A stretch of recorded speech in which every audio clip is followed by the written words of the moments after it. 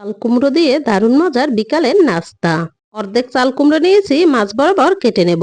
এবার চাল কুমড়োর খোসাটা ছাড়িয়ে নিচ্ছি। ভালোভাবে ধুয়ে নিয়ে একটা গ্রেটার দিয়ে গ্রেট করে নেব। চাল কুমড়োয় অনেক পানি, তাই হাত দিয়ে চেপে পানিটা ফেলে দিচ্ছি। এতটা পানি বের হয়েছে। একটা পেঁয়াজ নিয়েছি, পেঁয়াজটা কুচি করে গ্রেট করা চাল কুমড়োর মধ্যে দিয়ে দিচ্ছি। কয়েকটা কাঁচামরিচ নিয়েছি, কাঁচামরিচটা কুচি করে চাল কুমড়োর মধ্যে দিয়ে দেব।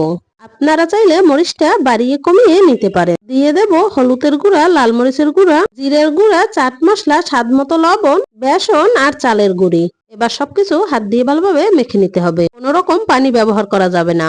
চুলায় একটা প্যানে সাদা তেল গরম করে পকোড়ার মতো শেপ করে দিয়ে দিচ্ছি। এক সাইড ভাজা হয়ে গেলে উল্টে দেব।